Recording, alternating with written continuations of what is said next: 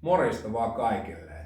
Tervetuloa Putsina podcastin ensimmäisen jakson pariin. Ja mun nimi on Pasi. Ja mä oon Toni. ajateltiin että me laitettiin sinne meidän kanavan esittelyykin vielä, että kaksi kaverusta ajattelivat, että heillä saattaa olla vielä jotain sanottavaa näistä maailman asioista. Ja sen takia perustettiin sitten tää meidän kanava. Ja tervetuloa vaan kaikille oikein lämpimästi. Ja mikäs meillä on tämän kanavan perusidea? Perusidea? No, niin, kai me yritetään tuoda ihmisille mielenkiintoisia aiheita terveydestä ja hyvinvoinnista ja omasta kokemuksesta ja elämästä niin kuin ylipäätään. Tarjota moneenkin asiaan niin kuin vaihtoehtoista näkökulmaa ja jotain ton tyyppistä. Joo, kyllä. Ja ehkä mä mietin sitäkin, että vois lukea jotain uutisia ehkä ympäri maailmaa, ehkä terveydestä, ehkä hyvinvoinnista ja tällaisista, kommentoida, tuoda vähän sitä omaa näkökulmaa niin kuin niihin asioihin. Joo, ja justiin näitä ristiriitaisuuksia esimerkiksi valtamedian uutisoinnista terveyteen liittyen, maailman tilanteisiin liittyen, että tuoda sitten omaa näkemystä ja sellaista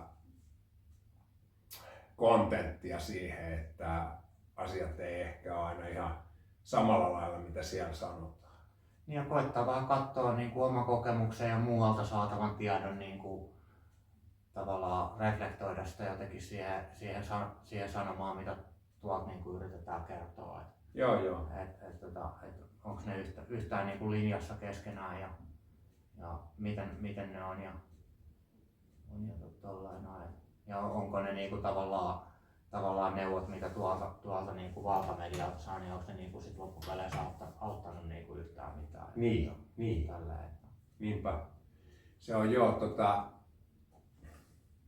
jotain tollasta kuitenkin niin kuin pääosin niin kuin ne suuntaviivat olisi. Ja sitten toi nimihän me kehitettiin, tai Toni Kimmakaverihan sen meille keksi Putsina, ja sitten ajateltiin, että sehän voisi kuulostaa hyvälle, että semmoinen tavallaan molemmat niin kuin pyrkii semmoiseen puhtaampaan elämäntyyliin niin kuin joka alueella, mielen alueella, henkisellä alueella, ravintoalueella, lisäravinteet, kaikissa näissä. Kyllä. Tavallaan se puhtaus. Kyllä se on niinku semmoinen johtotähti tässä elämässä tavallaan, että mihin olisi hyvä pyrkiä niin parhaansa mukaan. Joo. Et valmiiksi siinä ei tulla koskaan, mutta justi, että se olisi semmoinen suuntaviiva sitten, että mitä kohti voisi niinku mennä ja tiedostaisi tavallaan just ne elämän eri osa-alueet, että mihin ja mitä siellä voi niinku muuttaa, jotta se oma terveys ja oma hyvinvointi tukeutuu mahdollisimman hyvin. Että Kyllä. Niin, että olisi paluu vähän niin kuin semmoiseen luonnonmukaisuuteen ja semmoiseen normaaliin tilaan tietyllä tapaa. Joo. Että semmoiseen ihmisyyteen, mikä ehkä joskus niin kuin aikaisemmin on ollut olemassa. Joo. Just se, että sehän on niin kuin, kun me nykyihminen ollaan siinä nykyään sellaisessa human doing versiona, kun pitäisi olla human being. Eli se tavallaan se niin kuin meidän tila on tällä hetkellä sellainen, että me niin kuin ollaan koko ajan semmoisessa pienessä taistele- ja pakenetilassa. Eli me ollaan koko ajan semmoisessa pienessä stressin tilassa. No katsot noita uutisia ja mietit minkälaisia tunteita herää. Tuossa mä oon valokuvannut useana päivänä niin kuin noita lööppejä. Mä en siis sillä lue uutisia normaalisti, mutta on niin kuin kuvannut niitä. Ja kyllä ne niin kuin aika niin kuin kuumottavia on tavallaan, että jos ne niin kuin ottaisi suoraan tuonne sydämeensä, niin kyllä ne olisi niin kuin aika ahdistavia. Kyllä maailma vaikuttaisi aika ahdistavalta niin tolleen. Joo, ja tuossa itsekin kun olin niin kuin muutaman vuoden silleen, että tuossa kun oli kremppaa esille ja sitten rupesi niinku aukeaa noin verhot tavallaan, että rupesi näkee vähän tämän kusetuksen läpi niin sanotusti, niin sitten mä rupesin hirveästi tutkimaan ja sitä informaatiota, sitä on pilvit pimeisiä netissä ja sitten että kun sitä rupesi ahmia ja tutkii, niin kun ajattelee, että siinä päivässä 6 tunnista eteenpäin sä viihdyt niiden aiheiden äärellä ja sä etit niitä epäkohtia, luet näitä uutisia ja mietit, niin se rupeaa aika paljon niin kuin vaikuttaa siihen yleiseen hyvinvointiin. Joo, elämä alkaa niinku vaikuttaa tosi niinku pelottavalta ja tosaiselta. Joo, ja näkee uhkia joka puolella. Joo, ja siis mä oon kans ajautunut semmosiin niinku 4 tunnin tutkimisiin ihan mistä tahansa niinku aiheesta ja välillä vähän semmosista niinku ahdistavistakin niinku jutuista, että mitä tuolla nyt on niinku maailmalla tapahtunut. Joo. Kyllä niihin jää tavallaan koukkuu. Ja se on tosi viihdyttävääkin tietyllä tapaa. Ja siitä saa silleen, että jotenkin pitkään itselläkin ollut alitajuisesti sellainen tunne koko ajan, että tässä ei ole kaikki ihan siltä miltä näyttää. Ja sitten kun se vihdoin rupeaa aukeaa sulle ja sä rupeatkin havaitsemaan, että no tästähän tässä on ollut kyse koko ajan, että niin kuin ensimmäistä kertaa kun havainnoi sitten, niin sehän on semmoista tavallaan hirveä tyydytystä vaikka itselleen, vaikka se on niin kuin aika nihkeitä asioita, mitä sieltä pulkkuu, mutta se on niin kuin jollain tavalla, se tuo semmoista tietynlaista syvyyttä ja viihdearvoakin sille elämälle. Että se on siinäkin mielessä vähän koukuttavaa, koska siitä saa vähän kiksejä. Niin ja sitten se antaa semmoisen illuusion, että tavallaan tekee jotain järkevää, että on jollain tasolla vaikuttamassa niin kuin johonkin asioihin, kun tutkii niitä ja ottaa selvää ja muuta. Just näin. Silloinhan ei tavallaan tarvitse tehdä mitään, kun ajattelee paljon. Niin kuin. Joo.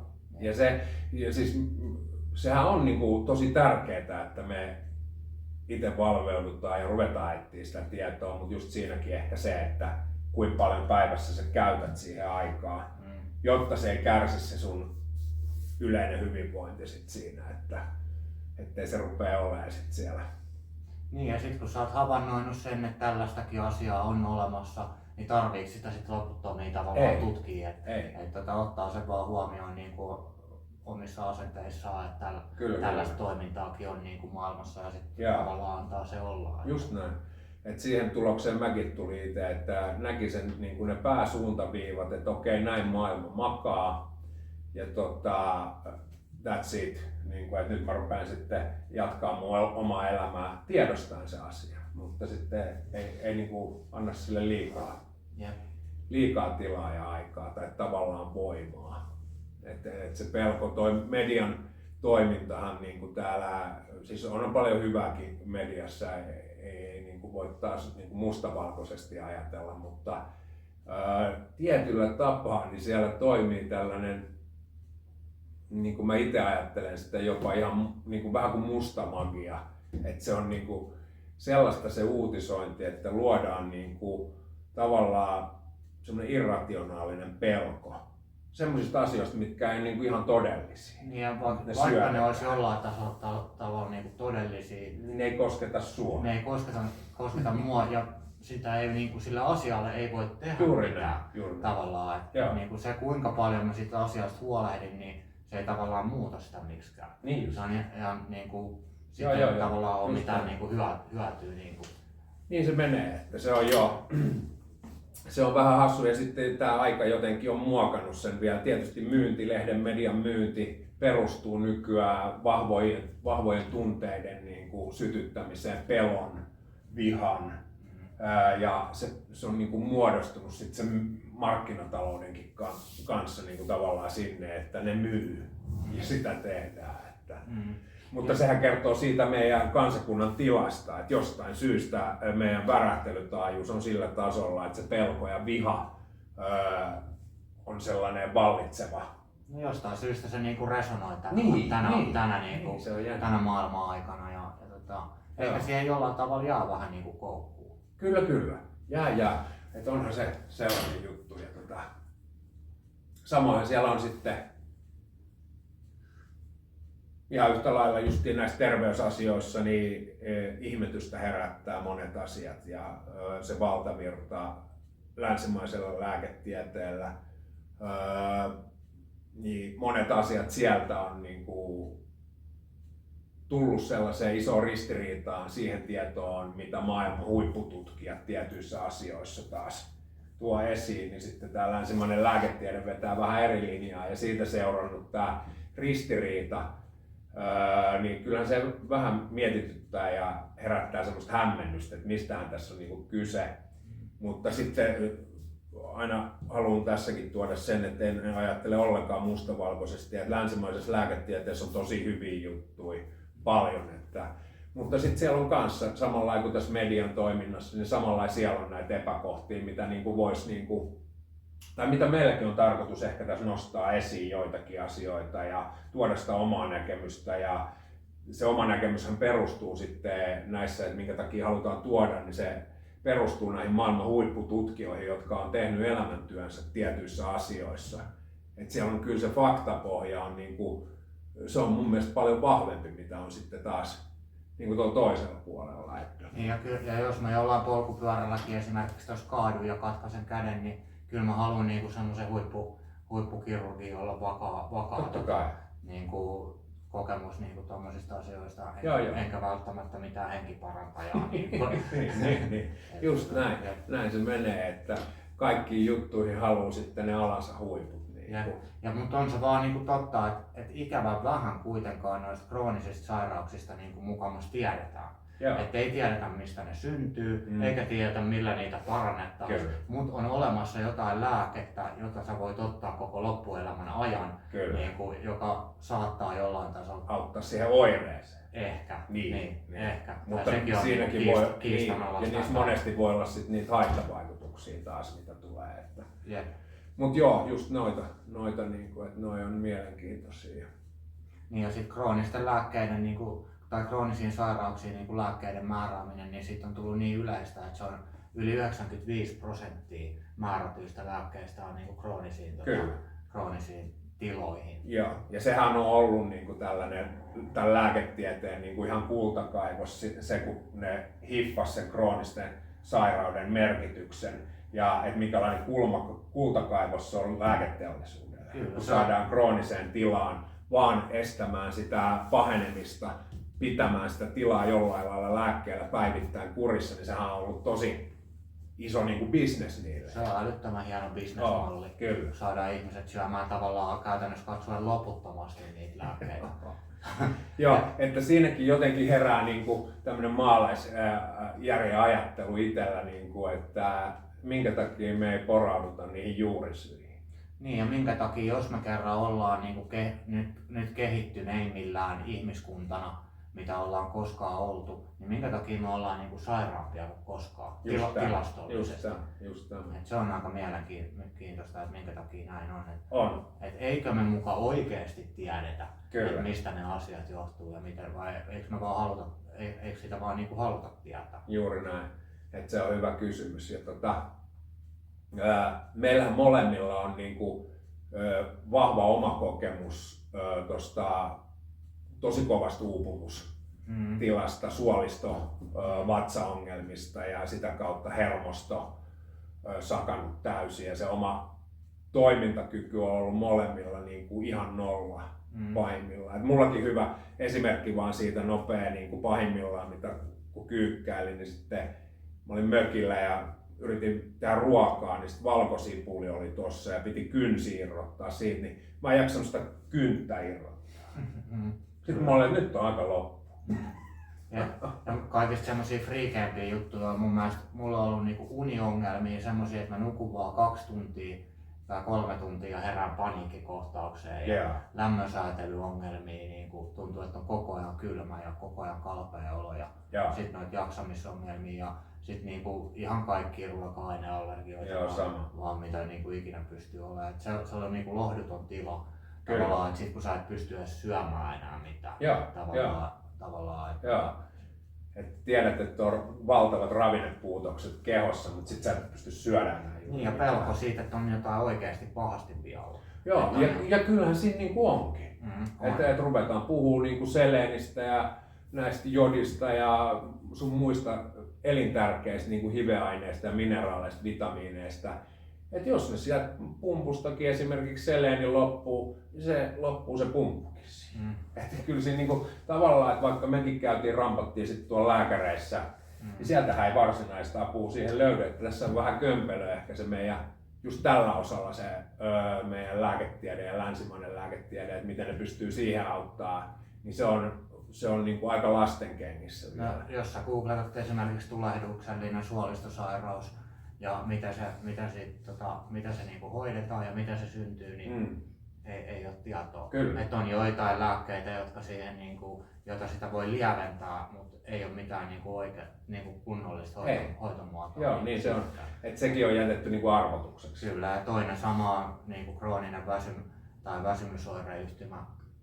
Kyllä, ei mukaan ole siihen. Se on mukaan semmoinen umma-kumma asia vaan, joka on niinku, että toi on vähän sun päässä. Niin, että sanotaan, että ennen kuin sä oot niin väsynyt, että sä et enää pääse sängystä ylös, niin siihen asti se on sun päässä. Kyllä, just näin. Joo. Et sitten se on, siihen uupumusasiaan tullaan tarttua tosi vahvasti, niin vatsajuttuihin tosi vahvasti.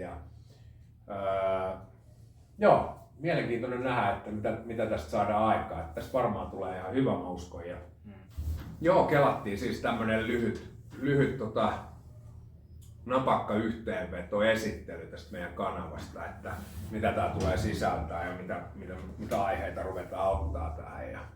Niin ja sitten vielä semmoisen huomautuksena, että kumpikaan meistä ei ole niinku minkäänlainen ammattilainen näiden asioiden suhteen. Ja se on vähän surullista tavallaan Suomessa, että ihmiset, jotka ei ole minkään tason ammattilaisia, niin joutuu alkaa puhua semmoisista asioista, joista ammattilaisten kuuluisi puhua. Kyllä, just näin. Tavallaan, että nämä kaikki niinku tiedot, mitä me ollaan saatu, niin on sitten taas niinku ihan oikealta ammattilaisilta ympäri maailmaa. Ja me sitten ollaan lähinnä ruvettu tutkimaan niitä niinku pakoneesta sen takia, että saataisiin itsemme terveeksi. Ja sitten sen takia, että nyt sitten sen jälkeen, kun mä oon esimerkiksi saanut itteeni jonkun verran tai aika paljonkin niinku terveempää suuntaan, niin nyt tullut sellainen fiilis, että olisi hyvä jakaa sitä Suomessa. Et jonkun verran näistä samoista asioista puhutaankin, mutta ne on yleensä semmosia, että se on yksi video tai 2 videoa YouTubessa tai jossain muualla ja sit se jää niinku jonnekin unholaan niinku tietyllä tapaa. Tai sit se on jonkun tämmöisen maksullisen niinku kurssin takana tai jossain muualla. En ole varma, että onko mitään kursseja tai tämmöisiä niinku hyvinvointivalmennuksia. Tämmöisiä. Niin, onhan niitä, mutta sitten just tosissaan ne on maksullisia. Ja sitten en ole päässyt sitten tutustumaan kans niiden tietotaitoon, että minkälaisia ne protokollat siellä on.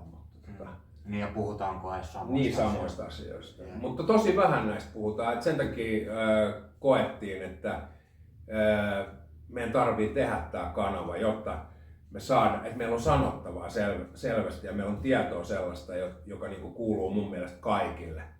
Niin ja sit kun saa jostain asiasta oman kokemuksen tavallaan, niin sit se on niin helppo syöttö tavallaan tuolta jostain niinku tietyllä tapaa lähteä antaa sitä niinku poispäin. Et kuka tahansa voi teoretisoida niinku melkein mitä tahansa. Sitten kun siinä on se oma kokemus, niin se tekee aika vahvaksi sen oman niinku yhdistää sen tutkimustyön, mitä jotkut ammattilaiset on tehnyt, ja sitten sen oman kokemuksen siihen sairauden hoitoon ja ne tulokset, mitä on saanut, niin kyllä se on sellainen yhtälö sitten, että se ei jätä hirveästi enää epäselväksi. Ja sitten kun ei olla itse ainoita. Ei olla ainoita, mutta eikä ne varmasti ole sit kuitenkaan ihan jokaiselle semmosia niinku käänteen tekeviä. Ei tietysti. Mut hyvin todennäköisesti niin on tosi suurelle osalle hyötyä. Yep. Tosi suurelle osalle mä uskoisin näin, että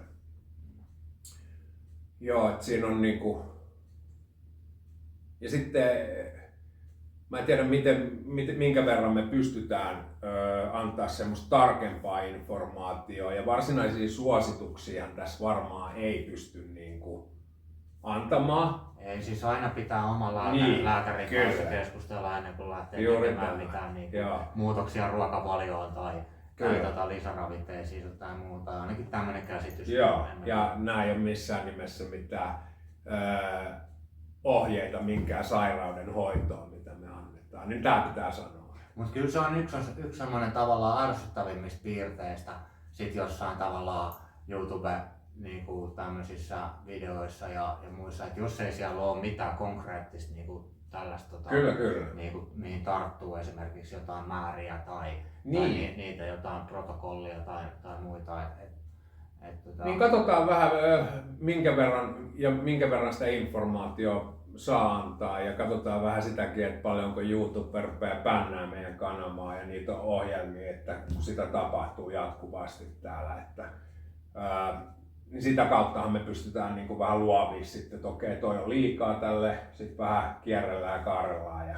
Aika nätisti nykypäivänä saa noista kuitenkin puhua, mutta kyllä ne sinne marginaaliryhmän tavallaan tämmöiset tai marginaaliryhmän tasoiseen katselukertoihin niin kuin jää sit kuitenkin, mutta tuolla on erittäin hyviä niin kuin luentoja ja luennoitsijoita ja tutkijoita ja lääkäreitä, joihin varmasti jaetaan sit linkkejä, joihin pääsee sit itse tarkemmin tutustumaan. Ja mä oon itse asiassa nyt tässä just suomentamassa yhtä luentoa suomeksi. Ja sitten tavallaan, että yritetään ehkä pitää tehdä jotain vähän pidempiä 10-15 minuutin luentoja jostain tietyistä lisäravinteista ja niiden vaikutuksesta ja tällaisesta. Mutta ehkä vähän sitten niinku siinä vaiheessa, kun täällä kanavalla on jonkun verran seuraajia ja sitten kun on tehnyt vähän tai enemmän tarpeeksi niinku taustatyötä niiden asioiden suhteen, ettei niinku ihan mitään puolivillaisia juttuja. Mutta paljon tästä kanavasta luultavasti tulee olemaan ihan tämmöistä keskustelumeininkiä, että tässä me just harjoitellaan olemaan niinku tässä Joo, ja pyritään tuomaan sitä omaa arkea kanssa vähän, niitä omia kuulumisia eri asioiden tiimoilta, mitä sinne elämään kuuluu, niin vähän tuoda sitäkin tästä tietyllä tapaa esiin. Mutta joo, varmaan aika lailla tästä tuli niinku kaikki jutut, mitä kelattiinkin heittää tässä nyt ensimmäisen jakson aikana, vai tuliko sulle vielä mitään? Ei oikein, meillä on tulossa TikTok-kanava ja sinne ollaan rupeamassa tekemään materiaalia. Joo. Ja ottakaa haltuun TikTokki sitten. Kyllä, ja tämän viikon aikana niin pitäisi tulla vielä ulos toinen video. Joo, todennäköisesti viikonloppuun saadaan se pihalle. Kovasti vaan laittakaa peukkuja ja tilatkaa kanavaa, että saadaan vähän kanavaa liikkeelle ja kommentoikaa. Sekin nostaa niitä YouTube-algoritmeja sitten, että se suosittelee enemmän sitä videoa. Niin kyllä. Ollaan kiitollisia teidän avusta sitten. Mutta varmaan oli tässä tällä kertaa ja se on he kaikille morjes. Nähdään seuraavan videon parissa.